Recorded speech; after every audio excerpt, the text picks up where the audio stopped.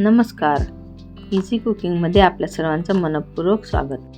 अगदी सोपी आणि झटपट होणारे असे हे आपले लोणचे आहेत. आपण कैरी, लिंबू, मिरची अशा प्रकारचे लोणचे बनवतो, परंतु आज आपल्याला मुळा, गाजर, फुलकोबी, हिरवी मिरची आणि लिंबू अशा प्रकारचे लोणचे बनवायचे आहे. त्यासाठी हे लागणार आहे आपल्याला साहित्य: लाल मिरची पावडर, थोडा खडा मसाला, मोहरी, जिरे आणि सोप.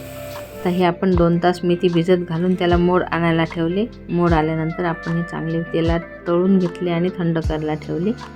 आता हा मसाला आपण बारीक करून घेऊ. जिरे, मोहरी, सोप, थोडी मोहरी बाजूला राहू देऊ.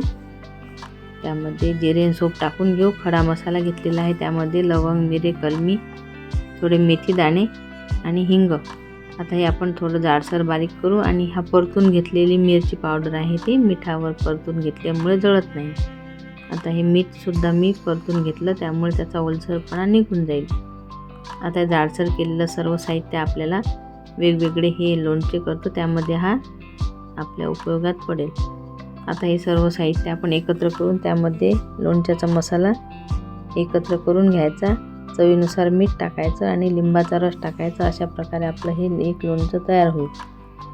आपण सरसोचं तेल घेतलेलं आहे, ते तापवायला ठेवलेलं आहे. कडकडीत तापल्यानंतर त्याचा जो वास येतो तो उग्र वास निघून जातो आणि ते थंड झाल्यानंतर आपल्या लोणच्यामध्ये आपण त्याचा वापर करू.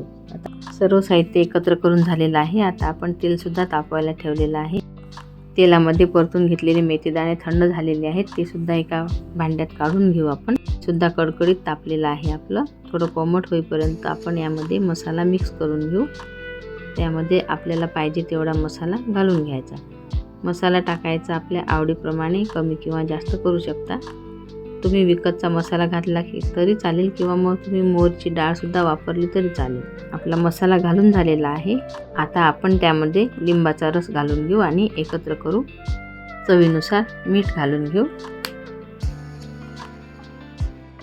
मीठ घातल्यानंतर चांगलं एकत्र करायचं. 2 प्रकार झालेले आहे. आता तिसरा प्रकार आपण कैरीच्या लोणच्याचा बघू. कैरी घेतलेली आहे, त्याचे धुवून पुसून आणि चांगले काप करून घेतलेले आहेत. आता आपण त्याला एका भांड्यात घेऊन त्यामध्ये सुद्धा आपला लोणच्याचा सर्व मसाला आपल्या आवडीनुसार पाहिजे तेवढा आपण घालून घ्यायचा. आणि यामध्ये लिंबाचा रस, व्हिनेगर घालायची आवश्यकता नाही, कारण कैरी आपली आंबट आहे.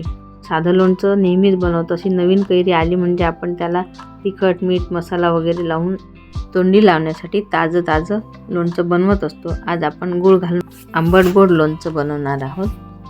अगदी लहानांपासून मोठ्यांपर्यंत हे असं कैरीचं लोणचं सर्वांना आवडेल. आवडीनुसार मसाला घालून झालेला आहे. आता गूळ घालून घेऊ. गूळ हा आपल्या कैरीवर अवलंबून आहे, किती घालायचा तो आपल्या आवडीनुसार कमी जास्त करता येतो. आता एकत्र करून घेतलेला आहे. हे झालं आपलं तिसरा प्रकार. गाजर, मुळा, फुलकोबी आणि हिरवी मिरची आपण धुवून, चिरून आणि चांगली कापडावर टाकून सुकवून घेतलेले होते. आता आपण गाजराचं वेगळं करणार आहोत आणि ते मिक्स केलं, त्याच्यात सुद्धा आपण गाजराचा वापर केलेला आहे. आता आपण यामध्ये सर्व मसाला आपल्या आवडीनुसार घालून घेऊ आणि चवीनुसार मीठ घालू. हे सुद्धा आपलं एकत्र करून झालेलं आहे. कोमट झालेल्या तेलामध्ये आपण लाल मिरची पावडर, हिंग आणि हळद घातलेली होती. यामुळे आता आपल्या लोणच्याला रंग चांगला येईल.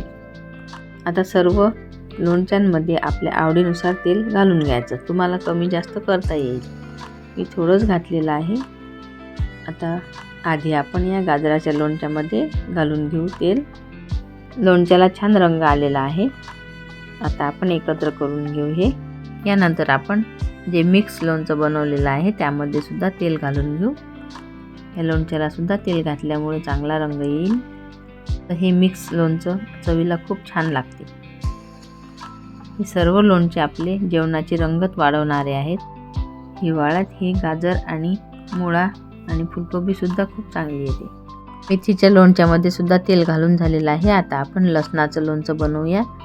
ह्या लसूण पाकळ्या घेतलेल्या आहेत. ह्या तुम्ही तेलामध्ये मेथी जशी परतवली तशी सुद्धा परतून घेऊ शकता. या लसणाच्या पाकळ्यांमध्ये आपला मसाला घालून झालेला आहे. आता हे चवीनुसार मीठ घालू आणि लिंबाचा रस टाकून घेऊ.